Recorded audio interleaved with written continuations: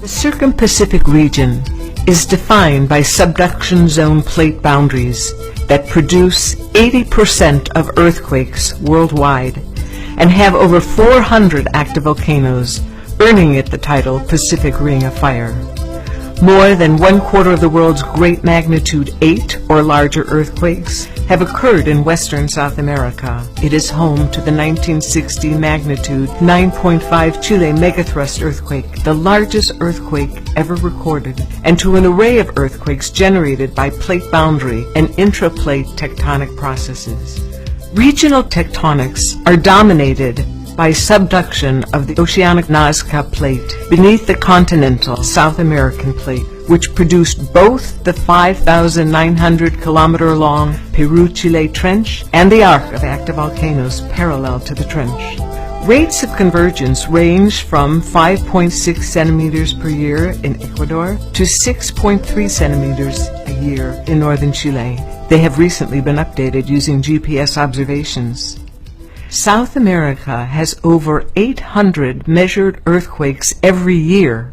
By examining all earthquakes greater than magnitude 5 for a 10-year period, we see a pattern of shallow to deep earthquakes from west to east across the subduction zone.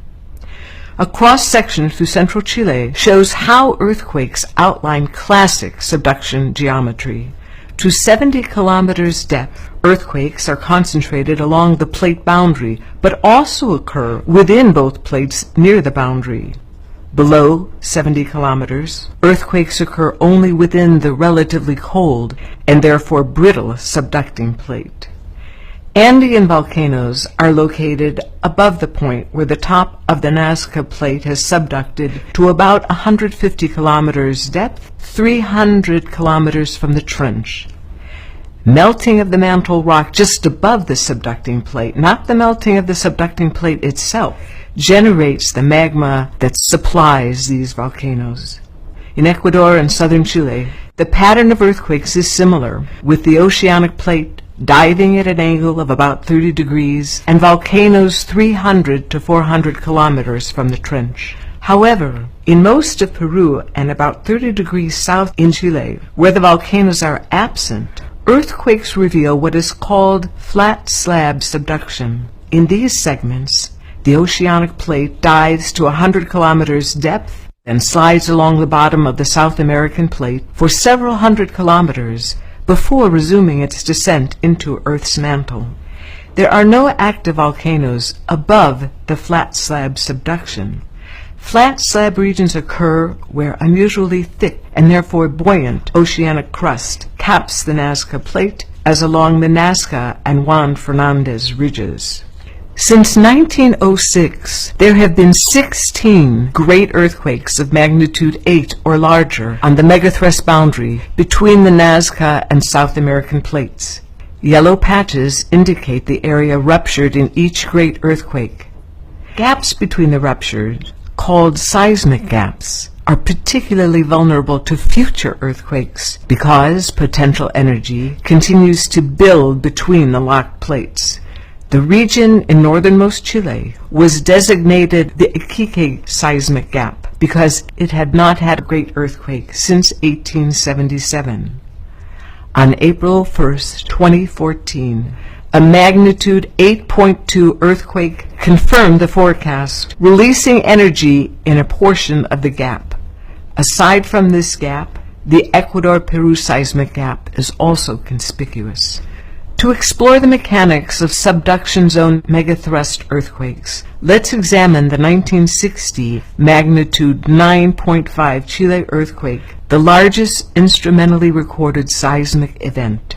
For great earthquakes, the displacement at the hypocenter is just the beginning. The initial fault break in 1960 triggered a runaway rupture that displaced an area more than 800 kilometers long. The entire fault rupture lasted over 4 minutes, releasing immense seismic energy equivalent to a cascade of 10,000 magnitude 7 earthquakes. Most of the damage was caused by the resulting tsunami, which we can examine by looking at a cross-section.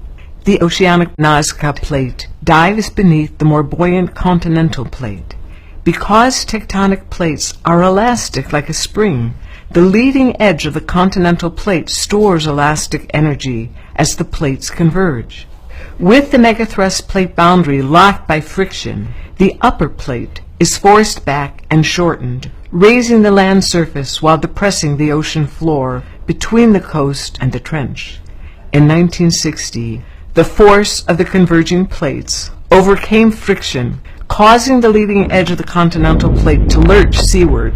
During the earthquake, uplift of the seafloor formed a mound of seawater that spread out as a tsunami, while coastal and nearby inland areas dropped.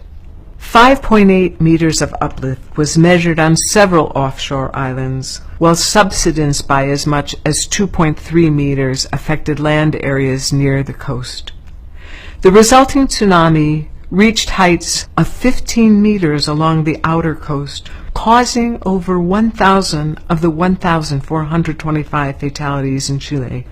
The Trans-Pacific tsunami was one of the most destructive of modern times, killing 61 in Hawaii, 32 in the Philippines, and 142 in Japan.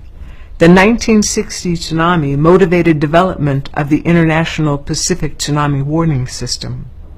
Although the largest earthquakes affecting South America are subduction zone megathrust events, earthquakes within rather than between the plates have caused the most fatalities in recent history. For example, the magnitude 7.9 Chimbote, Peru earthquake in 1970 was the most deadly earthquake in the Americas. Fault motion that produced this earthquake occurred within the upper brittle part of the subducting Nazca Plate. Although the magnitude 9.5 Chile earthquake released over 300 times as much energy, the location of the Peru earthquake, 54 kilometers deep below the port city of Chimbote, and a massive earthquake-induced landslide caused great loss of life. A 100 million cubic meter volume of rock and glacial ice broke from Nevado Huascarán, the highest mountain in the Peruvian Andes.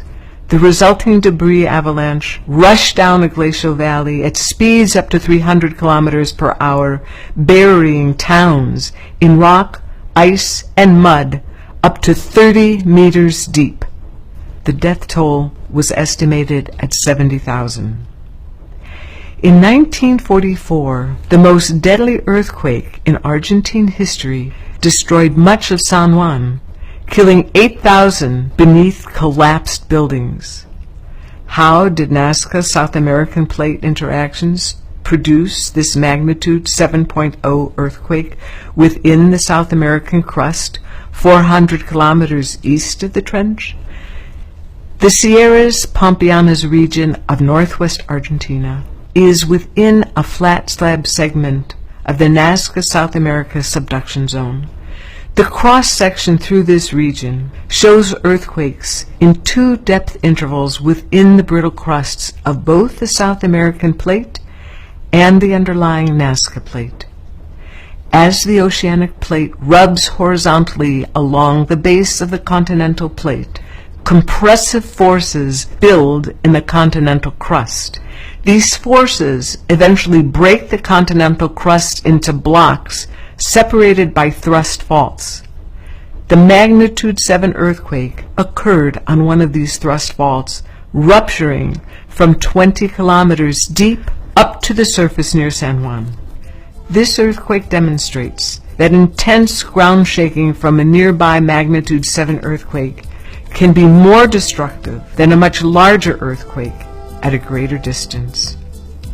Western South America is a region of high earthquake hazard because of tsunami-generating megathrust earthquakes on the Nazca South America Plate boundary, major earthquakes within the subducting plate beneath populated coastal towns, and major earthquakes on faults within the continental crust.